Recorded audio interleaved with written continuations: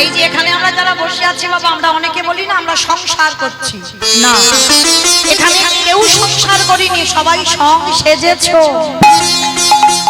সারের কিছু হয়নি বাবা, সার তো তখন হবে কখন জানো? আমার ঢেকি দেখেছো? ঢেকি দেখেছো? অবশ্যই দেখেছো। আগেকার দিনে ছিল, এখন আর তো সব মিক্সচার মেশিন হয়ে গেছে, আর ঢেকি ঢেকি এসব লাগে না। মানে আগেকার দিনে সে বছরে একবার পিঠে পুলি হতো, আর এখন যদি রোজ মনে করো রোজ খেতে পারবে, তাই না? জগৎ উন্নত। হ্যাঁ, এবার লক্ষ্য করে দেখেন, এই যারা ঢেকি দেখেছো, ঢেকি কি হয় বাবা? দুইজনে পাত দেয়, তাই কি না? আর একজন কি করে, ঢেকির গোড়ের কাছে বসে একবার করে ওই চাল হোক আর গম হোক একবার করে ঘুরিয়ে ঘুরিয়ে দেয়, কি মানে কি না? মানে অনেক ছোটবেলায় দেখেছি, তবু মনে আছে। তো এই যে ঢেকিটাই দুইজন পাত দিচ্ছে, আর একজন সংসারী মা ঢেকিতে চাল কুটাতে গেছে, কাজ কিন্তু করে যাচ্ছে, ঢেকি বন্ধ নেই। তো হঠাৎ ছেলে এসে বলছে, মা স্কুলে যাব, জামা কাপড় কই? বলে, খোকা আল্লাহতে আছে গুছানো, তুই একটু পরে চলে যা। আবার একটু পরে স্বামী এসে বলছে, হ্যাঁ গোবিন্নি, কাজ তো করে যাচ্ছ, তো আমার খাবার টাবার করেছো কিছু? বলে, টেবিলে রাখা আছে, তুমি একটু আজকের বেড়ে খেয়ে নাও। হরি বল। এতগুলো কথা বলছে সেই সংসারী মা, বলো তোমার মনটা কোথায় আছে?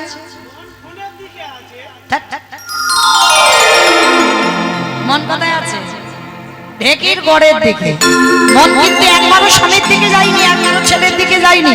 কেন? যদি মন ছেলে স্বামীর দিকে যেত, তাহলে ঢেকিটা এসে হাতে পড়তো, আর হাতে পড়লে কি হবে? তাহলে ভাইরা এইটুকু শুনে কি বুঝলেন? যারা কীর্তন বোঝেন, প্রথমে বলে নিয়েছি কীর্তন মানে নারকেল, ভিতরে যেতে হবে, তবে কীর্তনের রস পাবে। এই সংসারী মায়েরা, সংসার জীবনে যখন আমরা নেমেছি, সংসার করো, কলিযুগে সংসার ধর্ম বড় ধর্ম, সংসারের থেকে বড় ধর্ম কিছু নাই। কিন্তু সংসার করতে গেলে তার কায়দাটা জানতে হবে। কিরকম? দেহটা স্বামী সেবায় দাও, এই দেহটা দিয়ে সন্তানকে যত্ন করো, আদর করো, স্নেহ করো, কিন্তু খবরদার মন যেন ওই দিকে চলে না যায়। যেমন ঢেকির পরে তোমার মন ছিল, কথা বলছিলে তুমি স্বামী ছেলের সঙ্গে, ঠিক তদ্রূপ ওই ঢেকির গড় সমান গোবিন্দ চরণ, ওই দেহটা স্বামী সেবাই দিয়ে মনটাকে ঢেকির গড় সমান গোবিন্দ চরণে রেখে এই জগতে যে জন সংসার করতে পারবে, তারই অচিরে কৃষ্ণ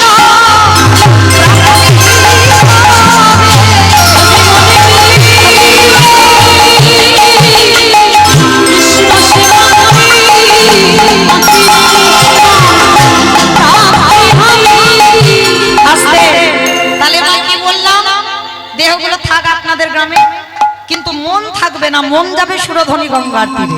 কেমন? চলো মনগুলো নিয়ে যাই। কারণ বাবা, যত ফ্লাইটে দ্রুত যাও না কেন, যত প্লেনে দ্রুত যাও না কেন, মনের থেকে দ্রুত যানবাহন কিছু নেই। আছে কি? এক্ষুনি মনে মনে বলো যে আমি দামোদর মাসে একটু রাধাকুণ্ডের তীরে যাও, এক্ষুনি মন সেখানে চলে যাবে। মনকে বলো মায়াপুর ইস্কনে একটু আমার রাধা মাধবকে দর্শন করবো, মন সেখানে চলে যাবে। তাহলে চলো মনগুলো নিয়ে যাই। সত্যতে নারায়ণ, ত্রেতাতে রাম, দ্বাপরে কৃষ্ণ, আর কলিতে হলো গৌরা। চার যুগে ভগবান চার ভাবে অবতীর্ণ হয়েছেন। তো আজকের সেই কৃষ্ণ কিন্তু নদিয়ায় গৌর হলো। আর কৃষ্ণ নদিয়ায় গৌর হয়েছিল কার ডাকে? না, শান্তিপুরের মাটিতে বুড়ো অদ্বৈত আচার্য গোসাই। অমাইরা অদ্বৈত আচার্য গোসাই চেনো তো? তোমাদের গ্রামে কেউ যেন ভেবো না। পঞ্চতত্ত্ব ছবি যাদের বাড়িতে আছে দেখবেন, শ্রীকৃষ্ণ চৈতন্য প্রভু নিত্যানন্দ শ্রী অদ্বৈত গদাধর শ্রীবাস আদি গৌর ভক্তদের। মাঝখানে যে ছেলেটা দাঁড়িয়ে আছে নিমাই, ও সবাই জানে। আর ওই ছেলেটার ডান দিকে দেখবে একটা বয়স্ক লোক, চুল গোপ দাড়িগুলো বাবা সব পেকে গেছে। কেন পেকেছে? কেন? মহাপ্রভুর থেকে 52 বছরের বড়। তো যিনি 52 বছরের বড় হবে, তার তো চুল গোপ দাড়িগুলো পাকবে বাবা। আর উনি 12 বছর তুলসী ভাসিয়ে আমার কৃষ্ণকে গৌর করে এনেছিলেন। তো যেদিন আমার গৌর এলো, সেদিন নদিয়ার অবস্থাটা কেমন ছিল? জয় জয়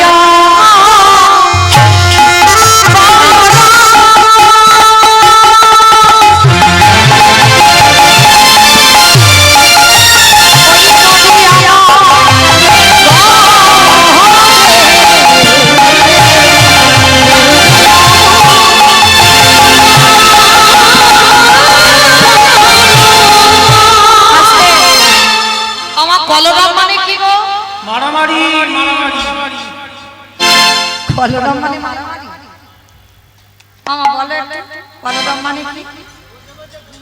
হইচই, বেশ হইচই মানে গন্ডগোল, চিৎকার চেঁচামেচি, সেটাকে বৈষ্ণব পদাবলিতে বলছেন কলরব।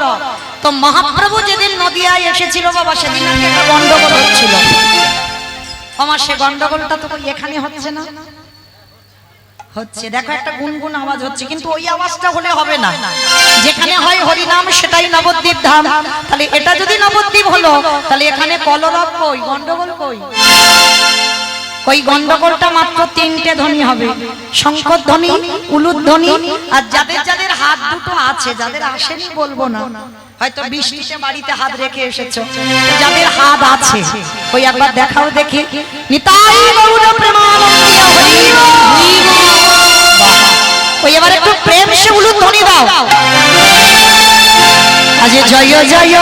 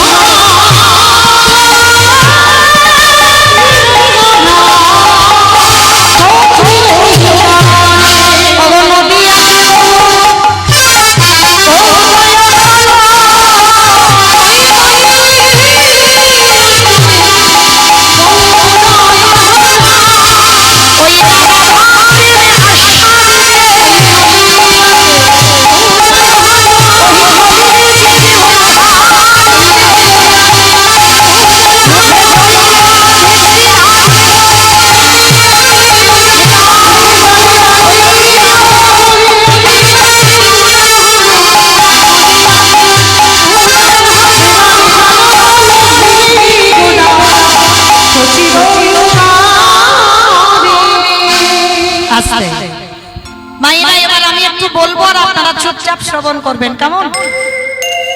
কৃষ্ণ কলিযুগে গৌর হয়ে এসেছে শুধুমাত্র অদ্বৈত আচার্যের ডাকে। কেন? জগতে কি বাবা ভক্তের অভাব ছিল? নিশ্চয়ই ছিল না। লাখ লাখ ভক্ত আছে, কোটি কোটি ভক্ত আছে, কিন্তু ভগবান একেবারে শান্তিপুরে ওই 52 বছরের বুড়োর ডাকে কেন এলেন? তাহলে আজকের আমাদের জানার প্রয়োজন মা, ওই শান্তিপুরের বুড়ো মালিটা কে? যার একটা নাম হচ্ছে বাবা মৃত্যুঞ্জয়।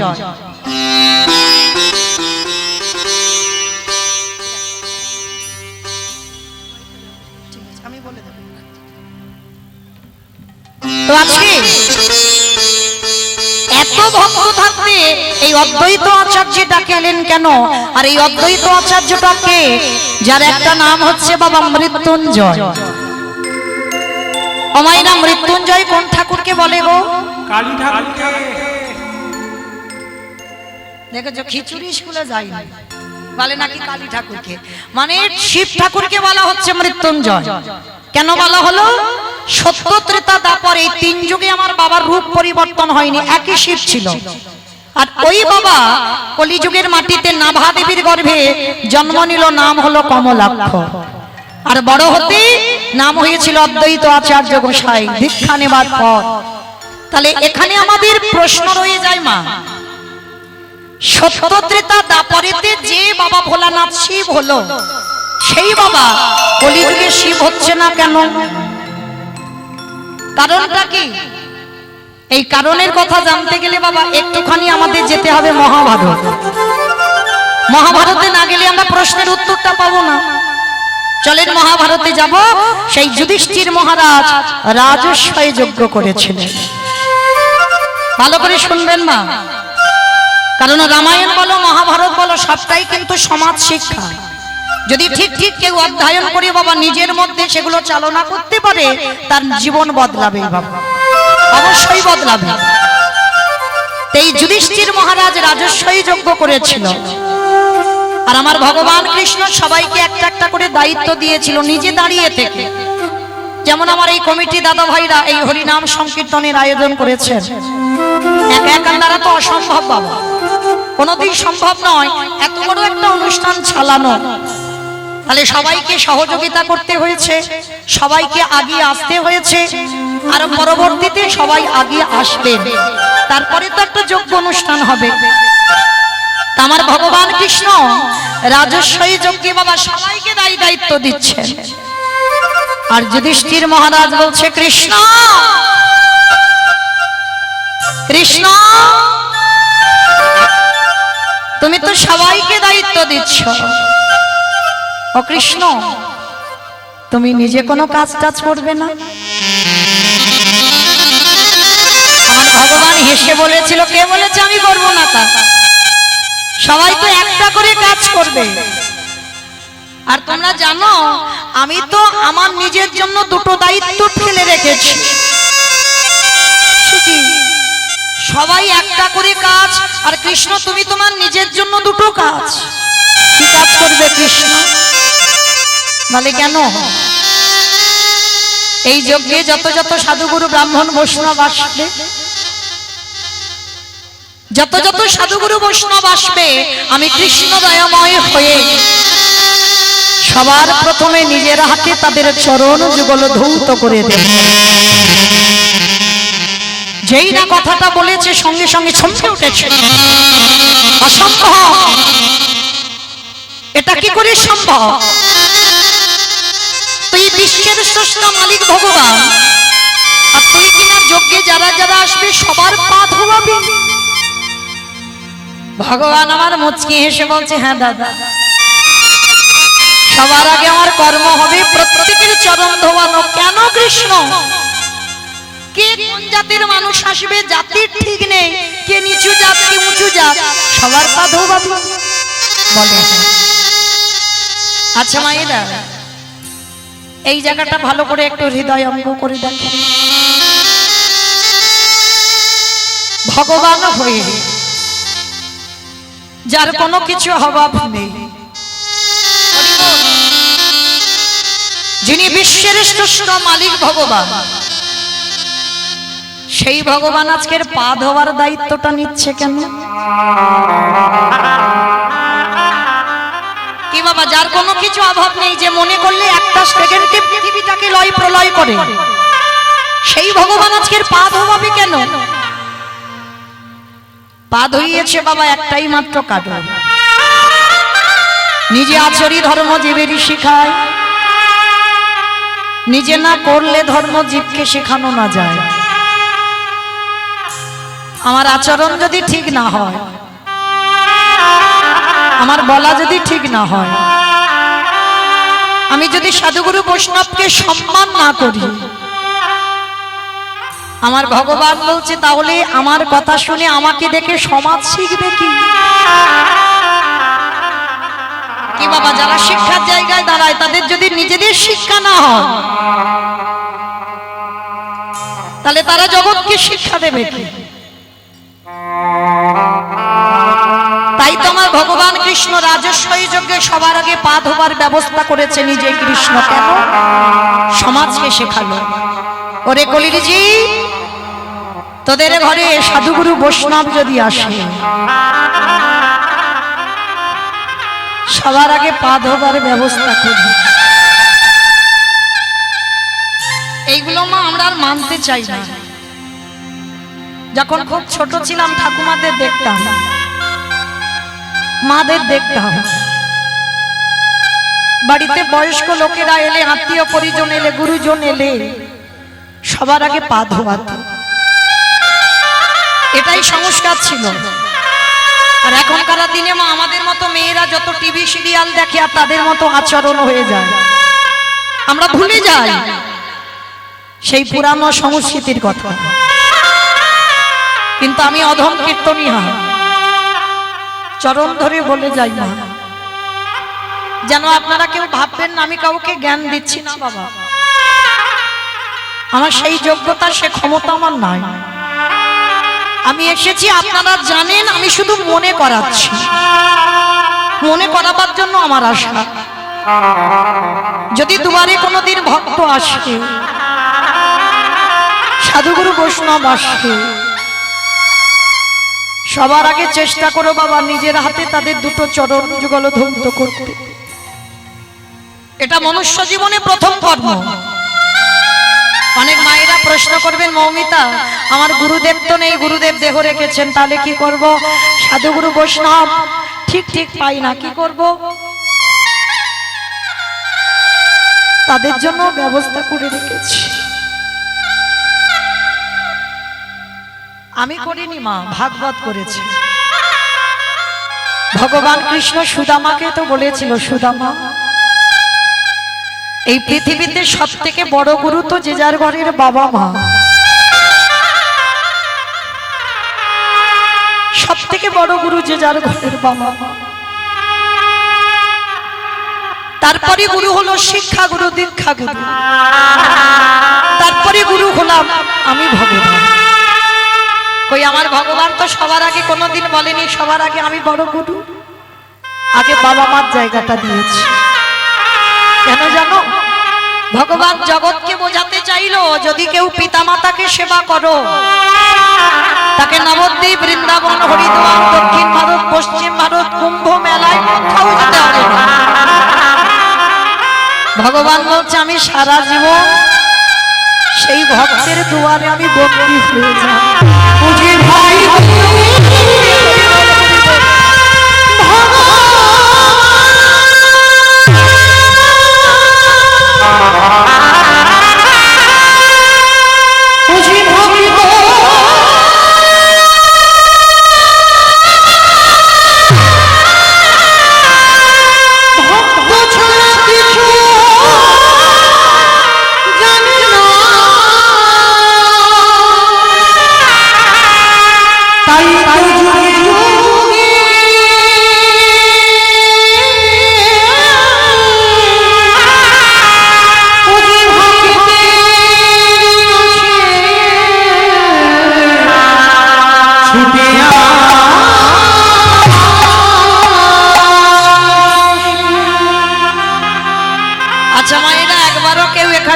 এতজন ভক্ত আছেন, হৃদয়ে হাত রেখে বলতে পারবেন লাখ টাকা খরচা করে দুর্গা পূজা করেছি আমরা, হাজার হাজার টাকা খরচা করে বাবা লক্ষ্মী পূজা, কালী পুজো করলাম। এখানে একজনও ভক্ত বলতে পারবেন বছর অন্তর একবার জীবিত ভগবান পূজা করেন? কেউ বলতে পারবেন যে আমি জীবিত ভগবান পূজা করি? করি না বাবা। পাথরের মূর্তি সেবা করো, কাঠের মূর্তি সেবা করো, মাটির মূর্তি সেবা করো। আর যে ভগবান কথা বলতে পারে, যে ভগবান খায়, সেই ভগবানকে খাওয়াই না। ভগবান বলছে কোন ভক্তকে আমার কাছে আসতে হয় না, যদি জীবিত ভগবান বছর অন্তর কেউ সেবা করতে পারে। লাখ টাকা খরচা করে নয় বাবা, শুধু একটু বাবা মা বা শ্বশুর শাশুড়ি যাদের আছে, যারা হারিয়ে ফেলেছো তাদের কথা বাদ দাও, যাদের আছে তাদের চরণ ধরে আমার নিবেদন, একটু বাবা মাকে আসনে বসিয়ে নিজের হাতে চরণ যুগল ধৌত করে, একটু গলায় মালা দিয়ে, চরণে দুটো ফুল দিয়ে, বছর অন্তর একবার যত্ন করে একটু খাইয়ে দিয়ে। ভগবান বলছে সে যদি সারা দিনে 24 ঘন্টায় আমায় না ডাকে, তথাপিও জীবিত ভগবান পূজা করেছে মানে আমি সারা জীবন সেই ভক্তের চরণের দাস হয়ে থাকতে বাধ্য। নিতাই গৌর প্রেমানন্দে হরি হরি। তো আজকে রাজস্বই যজ্ঞে ওই জন্য আমার ভগবান পা ধোবার দায়িত্বটা নিয়ে সমাজকে শেখালো। আমি ভগবান হয়ে যে কর্ম করছি তোরাও দেখে সে। ভগবান শুধু পা ধোয়াইনি, আরো একটা রাজস্বই যজ্ঞে কাজ করেছিল। ভক্তরা যারা যারা প্রসাদ পেয়েছিল আমার কৃষ্ণ দয়াময় নর্দমায় ফেলেছি। শুধু নর্দমায় ফেলেনি বাবা, আরো একটা কর্ম করেছি। ওই সাধুগুরু বৈষ্ণবরা যে প্রসাদ পেয়েছে পাতাতে এঁঠেগুলো লেগে আছে। আমারে ভগবানের আড়ালে যেখানে ভক্তের এঁঠো পাতাগুলো নর্দমায় ফেলে আমার কৃষ্ণ দয়াময় ওই পাতা থেকে এঁঠোগুলো তুলে নিয়ে আমার ভগবান সর্বয়ঙ্গী অঙ্কেলে পড়ে করে বলে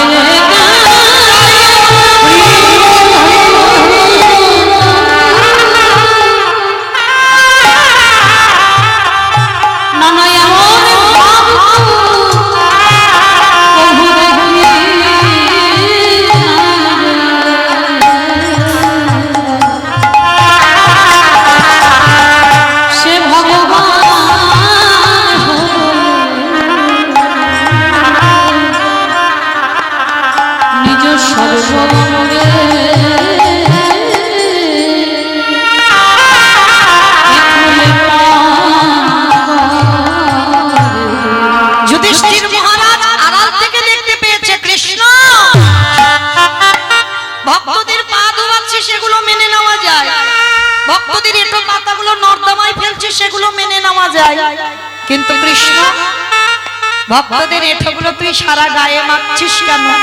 তোর ঘৃণা হচ্ছে না? আমারে ভগবান হেসে বলল দাদা গো, এ যে হলো আমার কর্মফল। সে কি কৃষ্ণ তুই আবার পাপ করিস? বলে করি না দাদা গো, এই জগৎ সংসারে সবাই তো পাপ করে। শোনো দাদা আমি বলে রাখি, আমি ভগবান হয়ে শুধু পাপ করি না, আমি হলাম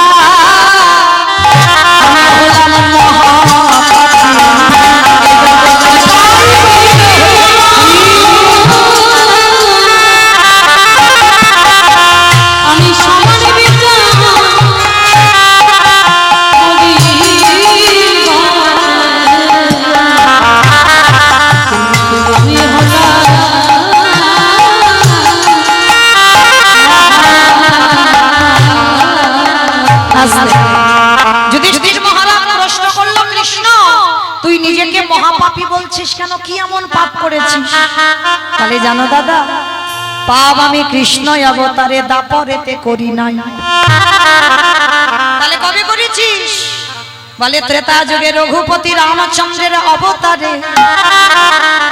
বাবা রাম অবতারে আমার রামচন্দ্র পাপ করেছিল। কি পাপ? এই যে দুর্গা পূজাটা হয়ে গেল, করেছিল কে? রাম করেছিল তো। অকাল বোধন যে পূজাটা হলো অকাল বোধন, তো এই অকাল বোধন কেন করেছিল? রাবণকে মারবার জন্য। নবমী তিথিতে রাবণ বধ হয়েছিল। তাহলে ওই রাবণকে বধ করবার জন্য কিন্তু রামচন্দ্র দুর্গা পূজা অকাল বোধন করলো। আর সেই রাবণকে মেরে আমার রামচন্দ্রের মাথার চুল থেকে পায়ের নখ পর্যন্ত পাপী হয়ে গেল। অমাইরা এই জায়গাটা ভালো করে শোনেন, ভাবা যায়, এটা বিশ্বাস করা যায় যে রাবণের মতো দুরাচারকে মেরে আমার রামচন্দ্রের মাথা থেকে পা পর্যন্ত পাপ হয়েছে? কি মা আপনারা বিশ্বাস করেন? বিশ্বাস করেন যে রাবণকে মেরে রামের পাপ হয়েছে? আচ্ছা আগে বলো তো দেখি, রাবণ ভালো লোক ছিল না খারাপ লোক ছিল? ভালো লোক ছিল। আমার বৃষ্টিতে বোধহয় মাথার গন্ডগোল হয়ে গেছে। রাবণ নাকি ভালো লোক ছিল? কেন ভালো লোক হবে? যে রাবণ ভগবানের বউ চুরি করে আনে, সে রাবণ কোনোদিন ভালো হয়? ভালো হয়?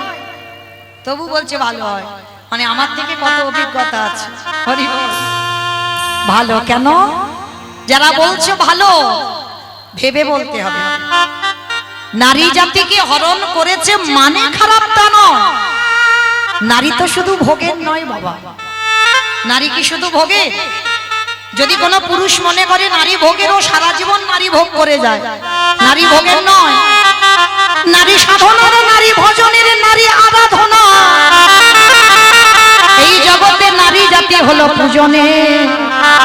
যদি বলো কেন, আমার কথা নয়, আমার কোনো কথা বিশ্বাস করতে হবে না, গ্রন্থে প্রমাণ আছে। দেখো, অসুরীদের অত্যাচারে যেদিন দেবতারা স্বর্গ ছাড়ে, আমার দশভুজা দুর্গা যদি 10 হাতে অসুরী নিধন না করত, তাহলে দেবতারা যেত।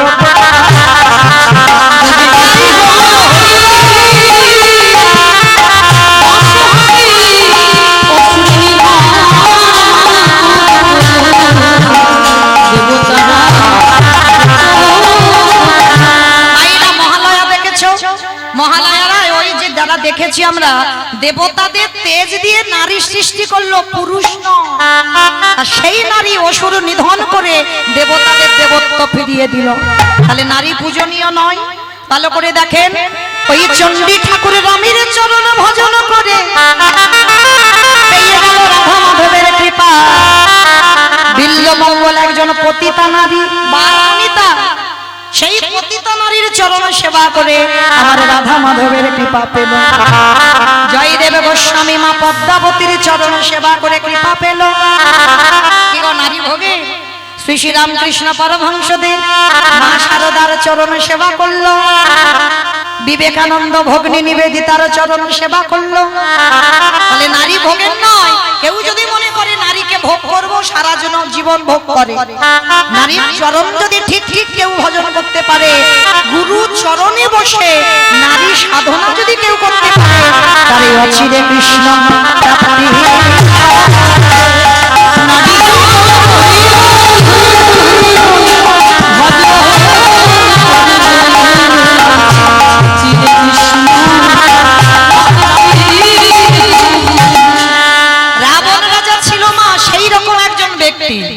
রাবণের বাইরেটা কঠিন ছিল, কিন্তু ভিতরটা নয়।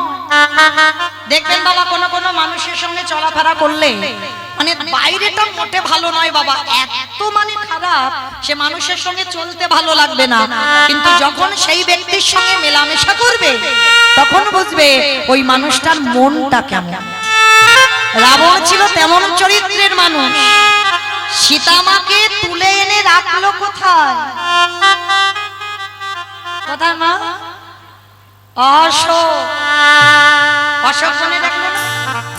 এখানেই তো উত্তর বেরিয়ে গেল। দেখেন, অশোক, যেখানে শোকের ছায়া লাগবে না, সেইখানে সীতামাকে বন্দী করলো। তাহলে যে রাবণের 10,000 বউ ছিল, তাহলে বাবা প্রয়োজন ছিল না সীতামাকে অশোক বনে রাখার। তার একটা ঘরে রাখতে পারতো তো, কিন্তু রেখেছিল কি না? সীতামাকে তো ভোগ করার জন্য নয়।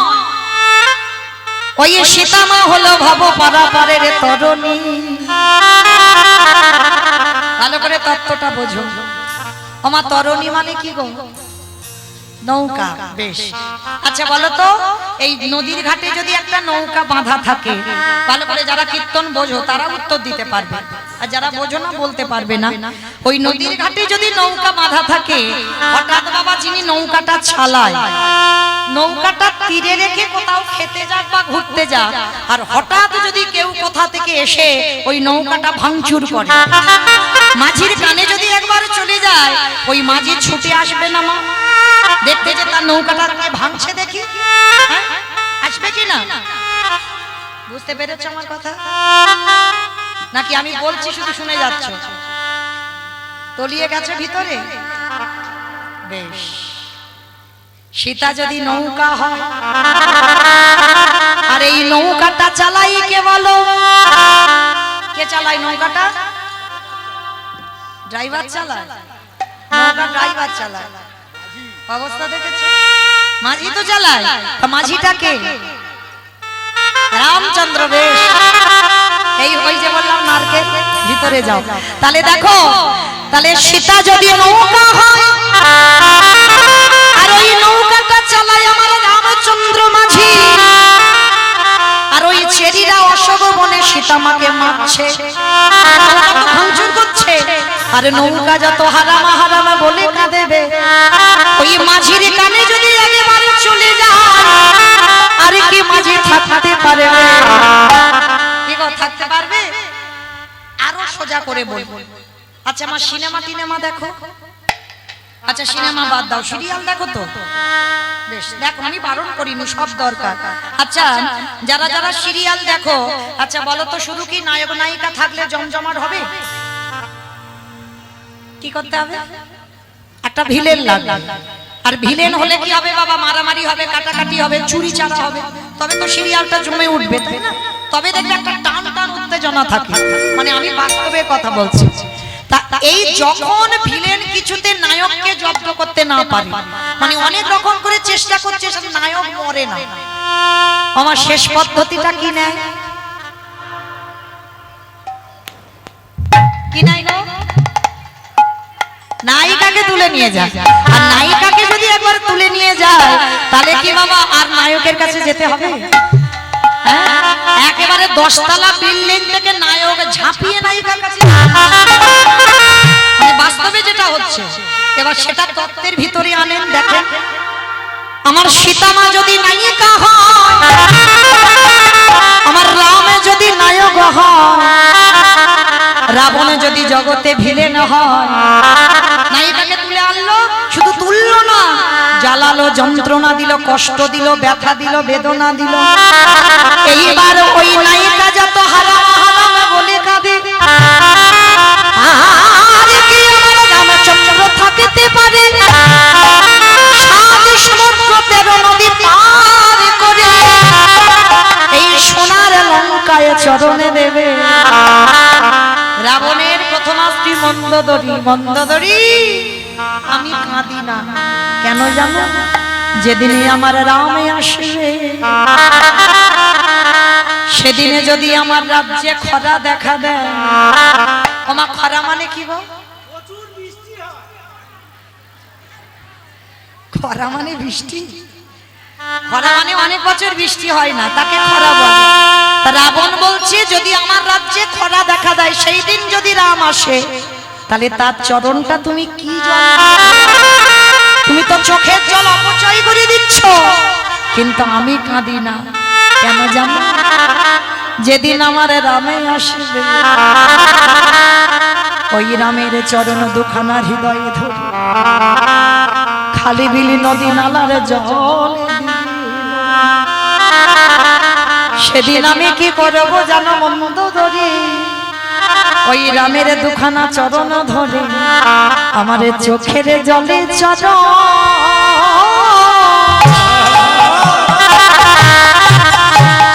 আমি